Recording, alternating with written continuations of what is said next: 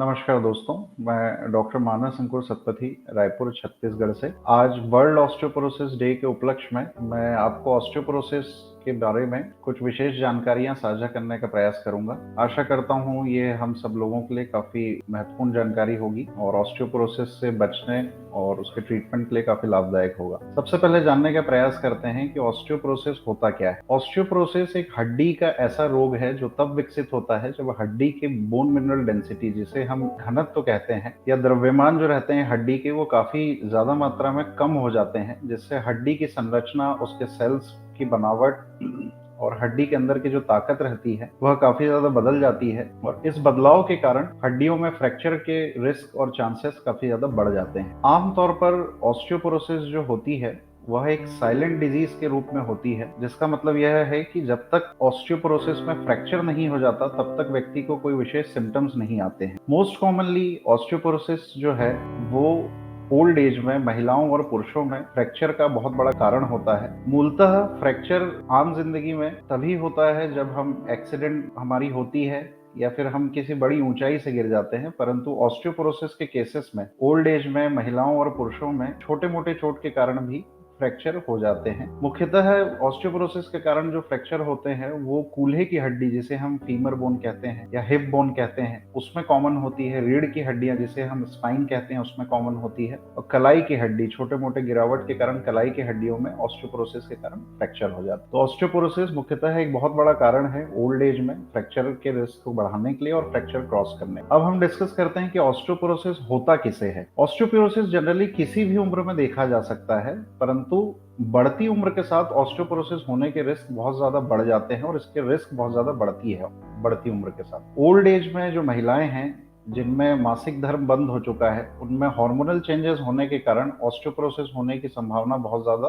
बढ़ जाती है। क्योंकि पुरुषों की तुलना में महिलाओं में ऑस्टियोपोरोसिस बहुत ज्यादा होता है और उनमें जोखिम भी ज्यादा होता है, इसलिए कई पुरुष ये सोचते हैं कि उनमें इस बीमारी का जोखिम नहीं है। हालांकि सभी पृष्ठभूमि में देखा गया कि वृद्ध पुरुष और महिलाएं ऑस्टियोपोरोसिस के जोखिम से जूझ रहे हैं। आजकल कुछ बच्चे जो चाइल्ड ऑस्टियोपोरोसिस के शिकार हैं, उससे मेडिकल टेर्मिनोलॉजी में इडियोपैथिक जुवेनाइल ऑस्टियोपोरोसिस का नाम दिया गया है। हालांकि ये बहुत दुर्लभ है, पर इसका ट्रीटमेंट इजीली संभव है। तो इससे यह पता चलता है कि ऑस्टियोपोरोसिस अब किसी भी उम्र में देखा जा सकता है, ओल्ड एज में भी और कम, परंतु यंग एज में और चाइल्ड्स में भी देखा जाता है। अब हम डिस्कस करते हैं कि ऑस्टियोपोरोसिस के सिम्टम्स या लक्षण क्या होते हैं। जैसा हमने पहले डिस्कस किया कि ऑस्टियोपोरोसिस एक साइलेंट बीमारी होती है जिसके बारे में कोई विशेष सिम्टम्स नहीं आते हैं, पर व्यक्ति को फ्रैक्चर होने के बाद पता चलता है कि उसे ऑस्टियोपोरोसिस है। पर कुछ स्थितियों में निम्न प्रकार के लक्षण जो है वो आ सकते हैं व्यक्तियों में, जैसे कि गंभीर पीठ दर्द। जैसा हमने पहले डिस्कस किया था कि ऑस्टियोपोरोसिस बहुत कॉमन कॉज है स्पाइन में या रीढ़ की हड्डी में फ्रैक्चर होने का। आमतौर पर ऑस्टियोपोरोसिस जिनमें रहता है उनमें रीढ़ की हड्डी में किसी विशेष लेवल पे D11 या लंबर वर्टिब्रे 1 में फ्रैक्चर हो जाता है, खुद के वजन से या छोटे मोटे तनाव से या कुछ सामान उठाते हुए, जिसके कारण लोगों में इंटरनल वर्टिब्रल फ्रैक्चर हो जाता है, जिसके कारण बहुत ज्यादा पीठ में दर्द रहता है। दूसरा जो है, रीढ़ की हड्डी में विकृतियां आने की संभावनाएं ऑस्टियोपोरोसिस के कारण काफी ज्यादा रहती हैं। कई बार हमने देखा है कि जो ओल्ड एज की महिलाएं या पुरुष रहते हैं वो आगे झुककर स्टूप्ड पोस्चर जिसे कहा जाता है, ये देखने मिलता है। यह जनरली ऑस्टियोपोरोसिस के ग्रसित मरीजों में ही मिलता है। आमतौर पर जो नॉर्मल हड्डियां रहती हैं उनमें वजन झेलने की शक्ति जो रहती है वह नॉर्मल होती है। वो छोटे मोटे किसी भी वजन से या तनाव से फ्रैक्चर नहीं होती है या छोटे मोटे गिरावट से टूटने की संभावना नहीं रहती नॉर्मल हड्डियों में। पर ऑस्टियोपोरोसिस से प्रभावित हड्डियां इतनी ज्यादा नाजुक हो जाती हैं कि उनमें स्वतः फ्रैक्चर होने की क्षमता बहुत ज्यादा रहती है। जैसे कि मामूली गिरावट हो जाए या खड़े होने की ऊंचाई से अगर कोई व्यक्ति गिर जाए या सामान्यतः कोई स्वस्थ हड्डी में जिसमें फ्रैक्चर नहीं हो सकता किसी कार्य से, वैसे कार्यों से भी ऑस्टियोपोरोटिक हड्डियों में फ्रैक्चर की संभावना और रिस्क ज्यादा रहती है। जैसे सामान्य तनाव से झुकना या वजन उठाना या फिर ज्यादा जोर से खांसने से भी ऑस्टियोपोरोटिक बोन्स जो रहते हैं वो फ्रैक्चर हो सकते हैं। अब हम जानने का प्रयास करते हैं कि ऑस्टियोपोरोसिस के मुख्य कारण या रिस्क फैक्टर्स क्या होते हैं।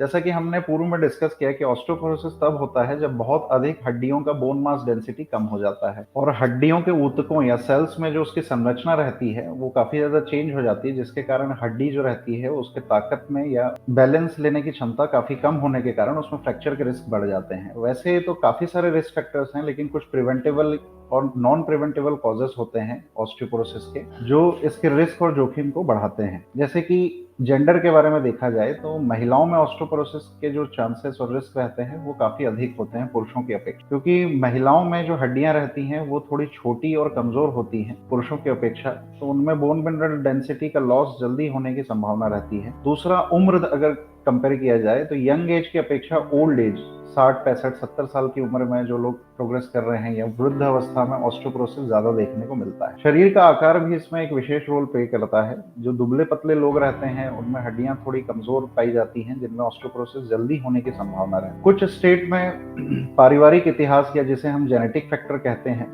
उसमें भी शोधकर्ताओं ने पाया है कि जेनेटिक फैक्टर के कारण भी ऑस्टियोपोरोसिस एक फैमिली हेरिडिटरी बीमारी है। जैसे कि देखा गया कि किसी के माता पिता में अगर कूल्हे की हड्डी का फ्रैक्चर देखा गया था ओल्ड एज में, तो उनके बच्चों में भी कूल्हे की हड्डी के फ्रैक्चर होने के चांसेस रहते हैं ऑस्टियोपोरोसिस के कारण। और अभी एक मुख्य हार्मोन जो डिस्कशन में आते हैं वो है एस्ट्रोजन और टेस्टोस्टेरोन। महिलाओं में 45 से 50 की एज में आमतौर पर मासिक धर्म जो रहते हैं, जिसे मेनोपॉज कहा जाता है, वो मासिक धर्म बंद होने के बाद ईस्ट्रोजन का जो हार्मोन का लेवल रहता है वो ब्लड में काफी ज्यादा कम हो जाता है, जिसके कारण बोन मिनरल डेंसिटी जो रहती है वो धीरे धीरे महिलाओं में कम होने लगती है और ऑस्टियोपोरोसिस का रिस्क और चांसेस बढ़ जाते हैं। पुरुषों में अगर देखा जाए तो टेस्टोस्टेरोन हार्मोन होता है जो बोन मिनरल डेंसिटी को प्रिजर्व करने में इंपॉर्टेंट रोल प्ले करता है। अधिक एज के जो पुरुष रहते हैं 70 से 75 साल की उम्र में जब वो प्रोग्रेस करते हैं तो उनमें बोन मिनरल डेंसिटी धीरे धीरे कम होने लगती है, क्योंकि टेस्टोस्टेरोन की मात्रा स्वाभाविक रूप से उनमें कम होने लगती है, जिसके कारण ऑस्टियोपोरोसिस का रिस्क उनमें देखा जा सकता है। कुछ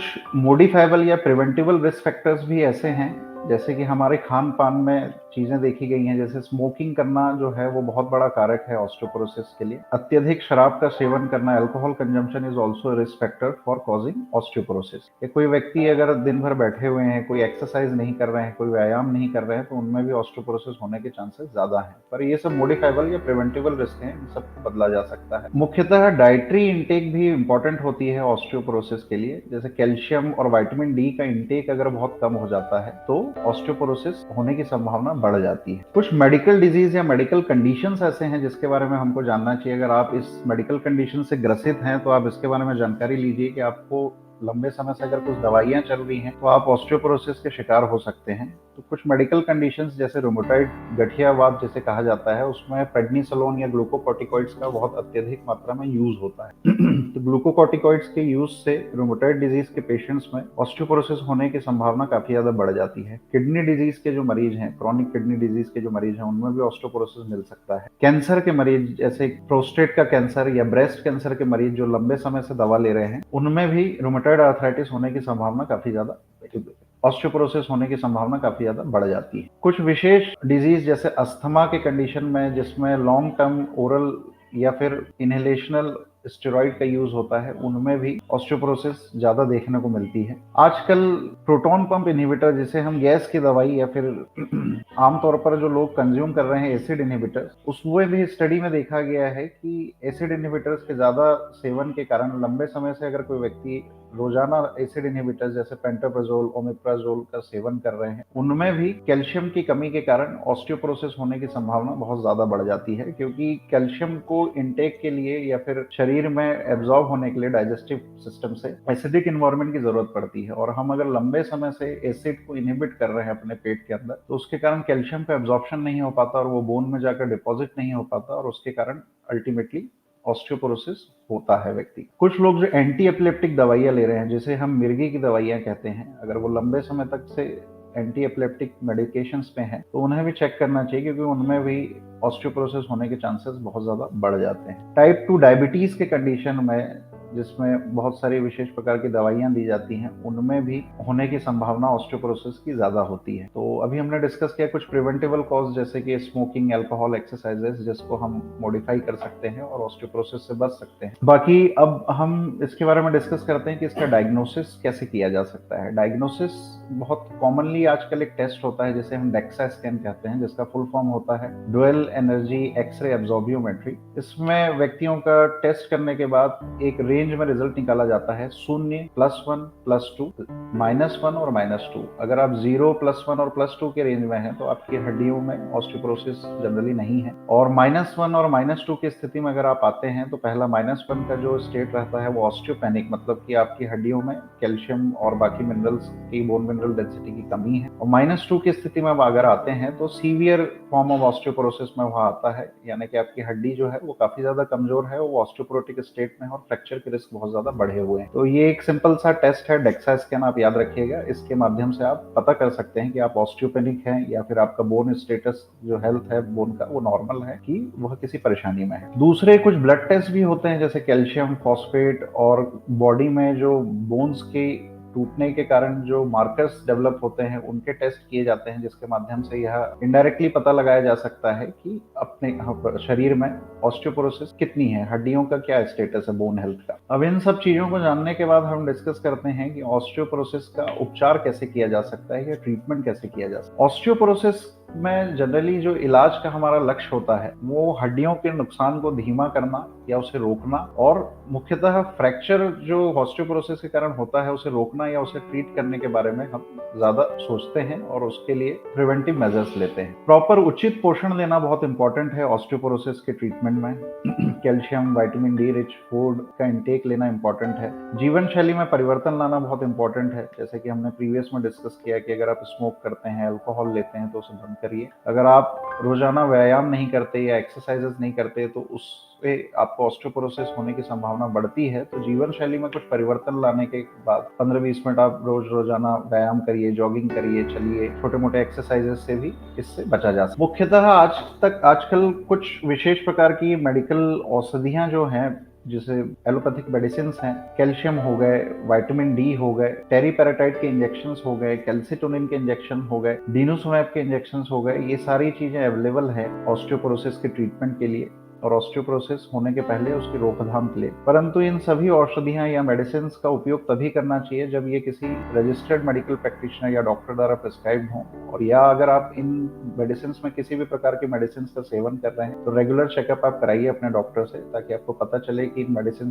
का लॉन्ग टर्म यूज होने से क्या बेनिफिट्स प्लस इसके क्या डेंजर्स हैं। अब सबसे इंपॉर्टेंट चीज जो लोगों के दिमाग में होता है कि कैल्शियम और विटामिन डी जो है यह हमारे शरीर के स्टेटस को कैसे ठीक कर सकता है और ऑस्टियोपोरोसिस से कैसे प्रिवेंट कर सकता है। तो अब हम डिस्कस करते हैं कैल्शियम जो मिनरल है वो जनरली जब हम खाते हैं या फूड के माध्यम से लेते हैं या किसी गोलियों को भी खाते हैं तो वह पेट में या अतड़ियों में जाके गट से एब्जॉर्ब होती है और उसके बाद वो ब्लड स्ट्रीम से पहुंचकर बोन्स में जाकर डिपॉजिट होती है और बोन मिनरल डेंसिटी को बढ़ाने में बहुत इंपॉर्टेंट रोल प्ले करती है। अगर हम प्रॉपरली कैल्शियम का अपटेक नहीं लेते हैं, रोजाना खाने में या किसी दवाइयों के माध्यम से भी नहीं लेते हैं, तो धीरे धीरे क्या होता है कि ब्लड स्ट्रीम में कैल्शियम की कमी होने लगती है। अब शरीर को जब कैल्शियम की कमी होने लगती है तो वो क्या करता है कि जो बोन में कैल्शियम और मिनरल्स डिपॉजिटेड हैं उनको बोन से निकालकर शरीर के यूज के लिए लेने लगता है, जिसके कारण बोन्स में कैल्शियम और मिनरल्स की कमी होने लगती है और बोन मिनरल डेंसिटी कम होने लगता है, और इसके कारण ऑस्टियोपोरोसिस व्यक्ति को होता है। और ऑस्टियोपोरोसिस के कारण हड्डियां जो रहती हैं वो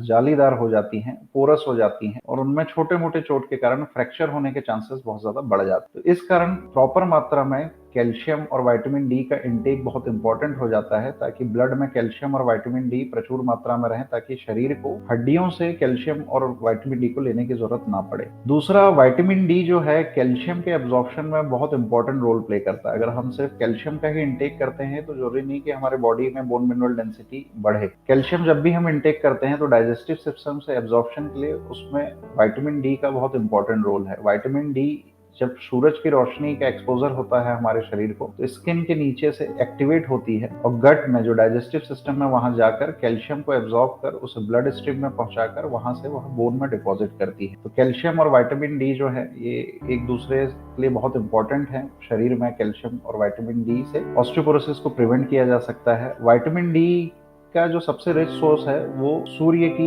रोशनी में दिन में कम से कम 5 से 10 मिनट का एक्सपोजर व्यक्ति को करना चाहिए। दूसरे हैं कुछ फूड प्रोडक्ट्स जो रहते हैं वो भी विटामिन डी में बहुत रिच होते हैं, जैसे कि फिश या फिश से बनने वाले ऑयल, जैसे कॉड लिवर ऑयल जिसे हम कहते हैं, इसकी काफी सारे मेडिकेशंस भी अवेलेबल हैं। और एग में भी जो रहता है विटामिन डी प्रचुर मात्रा में होता है, और दूध और कुछ अलग खनिज पदार्थ होते हैं जो प्रमुख स्रोत होते हैं विटामिन डी। अब लास्ट में हम ये डिस्कस करेंगे कि अगर किसी व्यक्ति को ऑस्टियोपोरोसिस हो गया है, किसी के घर में कोई बूढ़े बुजुर्ग हैं जो ऑस्टियोपोरोसिस से पीड़ित हैं, जिन्होंने डेक्सा स्कैन करवा लिया, उसमें उनका -2 का स्कोर आया और वो ऑस्टियोपोरोटिक, तो आपके घर में अगर कोई व्यक्ति ऐसा पीड़ित है जो जिसको ऑस्टियोपोरोसिस है, तो उनके लिए आप क्या-क्या मेजर्स ले सकते हैं जिससे वो फ्रैक्चर के रिस्क से बचे। सबसे पहले घर में टाइलों का जो इस्तेमाल होता है वो बहुत ज्यादा फिसलन भरा ना हो, क्योंकि अगर फिसलन बहुत ज्यादा होगी तो बूढ़े बुजुर्ग अगर उसमें चलते हैं तो वो फिसल के गिर सकते हैं और ऑस्टियोपोरोसिस के कारण उनमें हड्डियों में कॉमनली फ्रैक्चर हो सकता है, और फ्रैक्चर होने के बाद लाइफ स्टाइल काफी ज्यादा चेंज हो जाती है, ऑपरेशन की जरूरत पड़ती है, बहुत सारी परेशानियों से जूझना पड़ता है। दूसरा है घर में आप एडिक्वेट लाइटिंग रखें, ताकि अंधेरा थोड़ा बहुत अगर हो घर पे तो